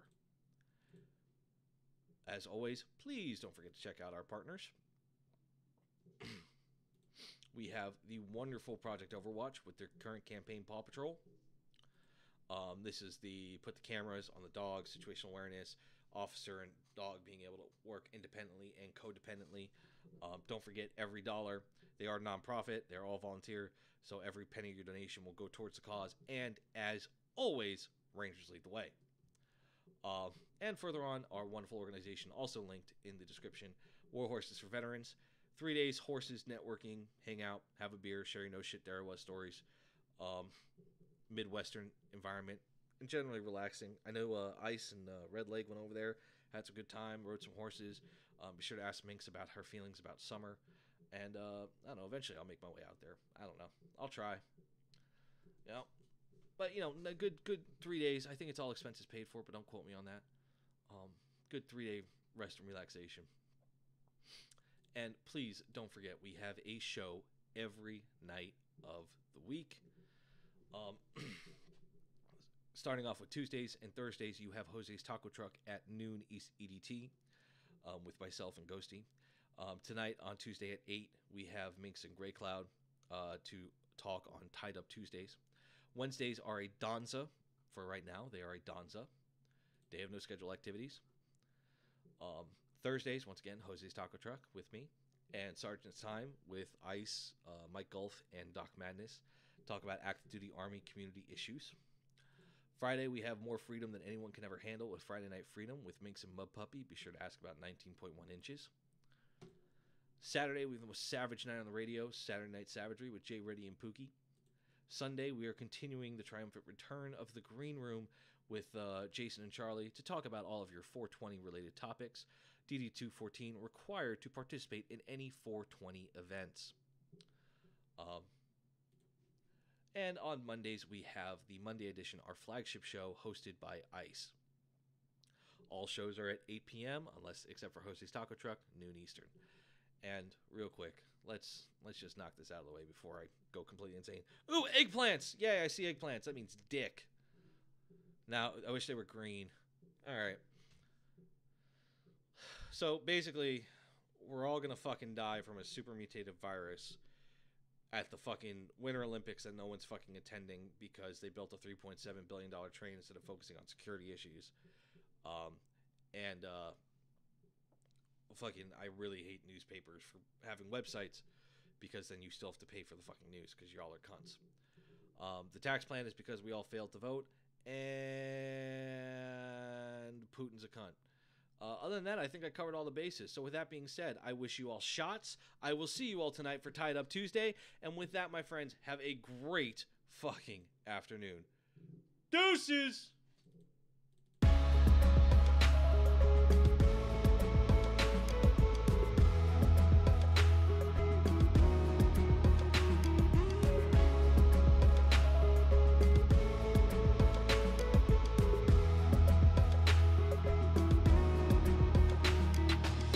Take this photograph, tell me what it is to see. When you look at me, deep into the photography, I don't really need your sympathy, just tell me your thoughts. Have I got what they got, and is it a plot done for naught? Am I not like you, because I do what I do? Who knew that I could lose a few of you, cause I bleed blue? But it's true, I know, cause I see it every day as I work and I sleep the day away. Like you I have pain, and like you I have fear. Can I pay all of the bills and still make it through the year? Will I make it home alive? Should I pray to the sky every day and every night? Will I hold you by my side? But in the public eye, I don't even have a heart. A robot of the system moving only when I'm told to start. Rip apart my art, I'm strong like a flower blooming. You got it all wrong, I know. Like you breathe, I breathe, and like you see, I see. And like you need, I need, and like you bleed, I bleed. Don't treat me like an object, I'm tested and proven. Mind, heart, and soul, I'll always be a human. Like you breathe, I breathe, and like you see, I see. And like you need, I need, and like you bleed, I bleed. Don't treat me like an object, I'm tested and proven. Mind, heart, and soul, I'll always be a human. Call me a vet like a soldier, Green Beret, 21 gun salute, don't wanna see today.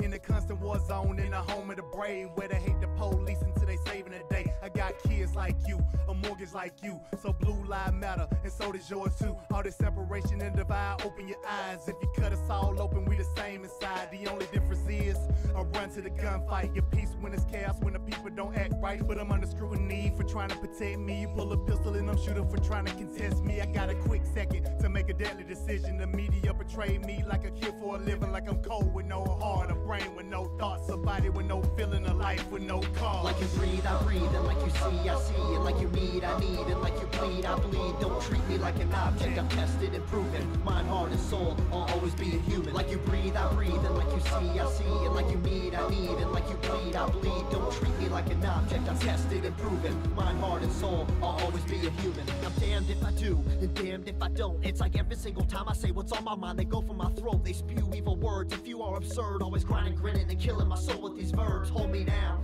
like I can't gasp for air. I'm closed inside of a box, like I'm inside Fort Knox. Every time that I'm there, I don't know why they think that I'm different from you. All that's true is I'm a like you breathe, I breathe, and like you see, I see, and like you need, I need, and like you bleed, I bleed. Don't treat me like an object, I'm tested and proven. Mind, heart, and soul, I'll always be a human. Like you breathe, I breathe, and like you see, I see, and like you need, I need, and like you bleed, I bleed. Don't treat me like an object, I'm tested and proven. Mind, heart, and soul, I'll always be a human. Like you breathe, I breathe, and like you see, I see, and like you need, I need, and like you bleed, I bleed. Don't treat me like an object, I'm tested and proven. Mind, heart, and soul, I'll always be a human. Like you breathe, I breathe, and like you see, I see, and like you need, I need, and like you bleed, I bleed. Don't treat me like an object, I'm tested and proven. Mind, heart, and soul, I'll always be a human.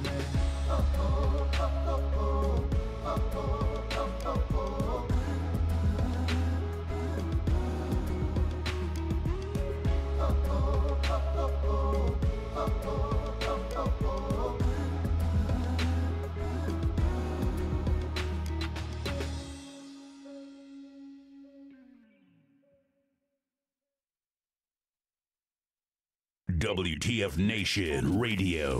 WTF Nation Radio.